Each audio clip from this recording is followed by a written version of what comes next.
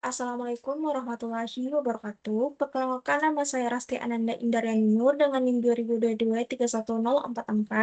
Pada kesempatan kali ini, saya akan membahas topik kasus kebocoran data di Tokopedia.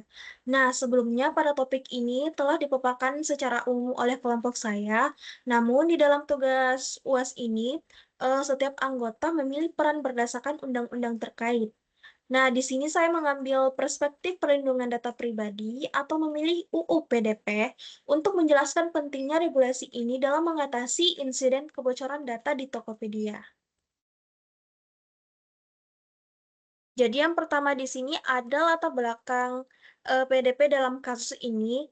Seperti yang telah kelompok saya jelaskan sebelumnya bahwa pada bulan Mei 2020 terjadi salah satu kebocoran data di Tokopedia. Sebanyak 91 juta data pengguna bocor termasuk nama lengkap, email, nomor telepon, dan bahkan password yang transkripsi.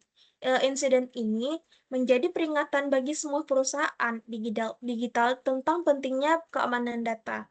Hubungan dengan UU PDP adalah bahwa regulasi ini bertujuan untuk melindungi data pribadi pengguna untuk mencegah kebocoran data agar kejadian seperti ini tidak terulang lagi.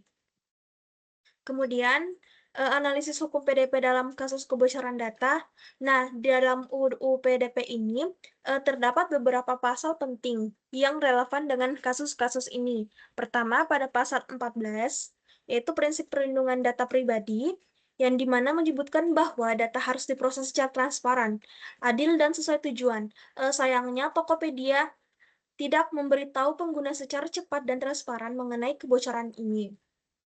Kemudian yang kedua pasal 35 tentang keamanan data pribadi yang dimana menyebutkan bahwa mewajibkan perusahaan memastikan keamanan data. Namun, keamanan Tokopedia terbukti gagal mendeteksi peretasan ini. Oke, kemudian yang ketiga pasal 36 yaitu tentang pelaporan insiden yang dimana menyebutkan bahwa mengharuskan pelaporan insiden ini kepada pengguna dan otoritas dalam 72 jam. Namun di Tokopedia ini terlambat dalam memberikan laporan kebocoran ini kepada publik dan pihak berwenang. Kemudian selanjutnya dampak kebocoran dan tindakan mitigasi, dan di mana kebocoran data ini berdampak luas, baik pada pengguna maupun Tokopedia sebagai perusahaan.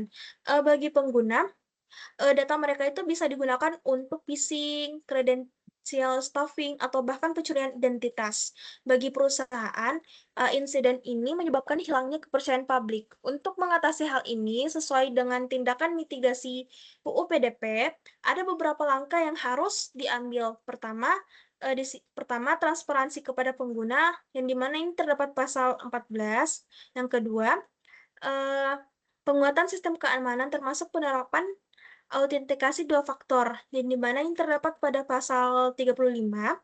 Kemudian yang ketiga, melaporkan insiden secara cepat, yang dimana ini eh, terdapat di pasal 36. Kemudian yang keempat, memberikan edukasi kepada pengguna agar lebih sadar tentang keamanan data pribadi mereka.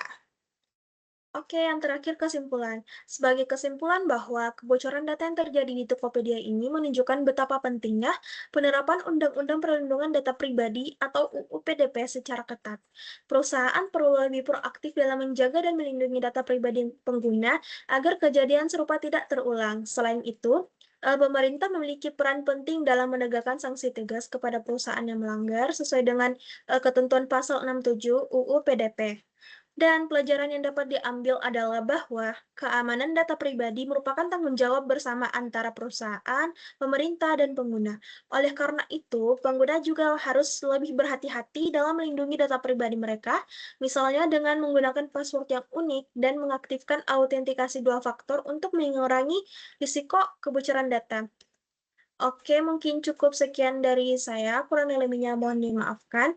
Wabillahi taufiq wal hidayah. Wassalamualaikum warahmatullahi wabarakatuh.